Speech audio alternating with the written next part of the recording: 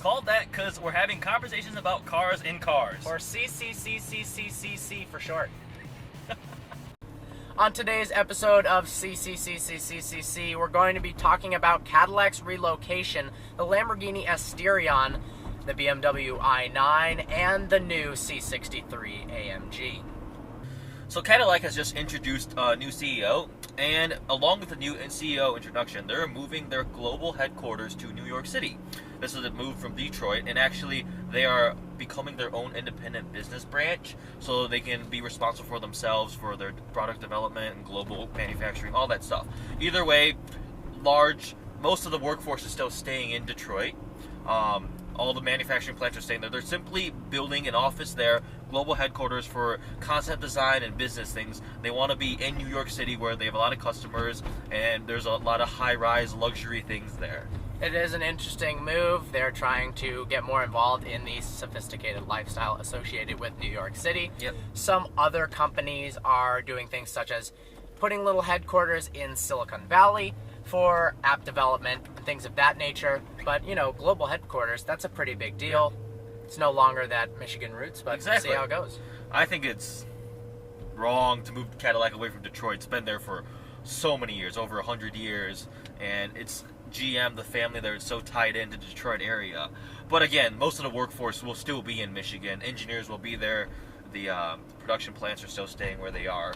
But hopefully it signifies a new and positive direction for Cadillac with developing new exciting products. They've had some recent announcements about wanting to make some new luxury coupes, refreshing like the SRX, and competing with the German brands. Yeah, and coming out with a new flagship four-door sedan. That would be Could cool. be cool, Yeah. and a new ELR successor. Yeah, because the new CTS, I love this new CTS. Absolutely. I drove the V Sport. It was brilliant. So the CTS-V, can't wait for it. Yeah. Hopefully exciting. All right, next up we have the Lamborghini Asterion. We got some leaked images on the internet. We're not positive if they are exactly from Lamborghini. Authenticity is questionable. However, I don't really like the way they look, which is sad because Lamborghini is probably one of my favorite brands, and I like the way all of the recent Lamborghinis have looked. So Yeah. a little bit disappointing, but I bet they will deliver. Interesting point about the name is that it is a Greek mythological creature that is half man and half bull, going along with the bull themes of all Lamborghinis. Does that signify that this is a potential hybrid? Not sure. It could be good, could be bad. Yep. I'm totally fine with it if it's a hybrid, if they keep those crazy V12s, if the successor of the Aventador is a naturally aspirated V12. By all means. But if you start putting turbos on all of it and electric engines, then gosh darn it, Lamborghini. Yeah. Who knows? Also, we have the rumored BMW i9. Supposedly, reportedly confirmed for production in 2016. It will be the supercar we've all been wanting BMW to build. Spiritual successor to the original BMW M1. It would be very similar to the i8, but they would probably revise the drivetrain. The current i8 has a 3-cylinder turbo mated alongside with the hybrid powertrain, and that's like 357 horsepower and 420 pounds-feet of torque. So it's decent, it's fast, but if you're going to make a supercar to compete with the likes of like the R8 and those kind of things, it's going to have a lot more power. As a huge fan of BMW, obviously we're in one right now. It's a little disappointing that they do not have a current supercar. I mean, since the Z8, there really hasn't been any range-topping car whatsoever. M5, M6, obviously brilliant vehicles, but they are not the Audi R8. They are not the SLS AMG.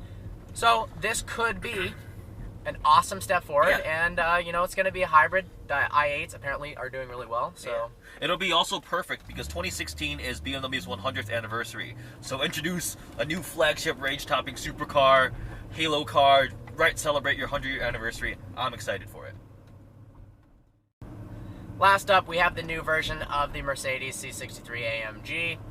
Actually, apparently, it's called the Mercedes-AMG C63. Yep, I don't change. really like that. Neither do I like that it's called the M4, so maybe they're just following in BMW's footsteps and making an annoying new name. But regardless, the base model, 469 horsepower, the S variant, 503. That is a lot more than the M4. Yep. I think the interior also is stunning. Of course, not offered with a manual transmission. And the front, It's kind of a love-hate. It's cool, but I'm not a huge fan of it. It looks exactly like the E63 AMG. The rear seems Baby identical S-Class. to the S-Class. Baby S-Class. Pretty much they're bringing in that theme in all their new cars. But, I'm sure it's going to be great to drive, great at lighting up the rear wheels, fast, expensive. It'll be an AMG. but it is no longer naturally aspirated. However, this leads to apparent 30% increase in fuel economy. Indeed. People always like to say, you don't buy these cars for their fuel economy, blah, blah, blah. But the thing is, better fuel efficiency is convenient. You don't have to fill up your car so often. It does get frustrating when you have to fill it up every 200-something miles. You can enjoy your car for longer periods of time because you get the added efficiency and then performance there. And with enhanced turbos, lag is really becoming less and less of a problem at all. So what once was a huge downside of having turbos now is just coming with increased fuel efficiency. So auto companies are making the move to it. I hope it still sounds as good as that naturally aspirated 6.2 liter V8. Probably not, but we'll see. Yep. Well, I hope you enjoyed this video. Like always, please browse our channel and subscribe. If you have any more videos you'd like to see us do or cars you'd like to see us review, please leave a comment below. Also, if you could like us on Facebook, that would be excellent. Until next time. Bye.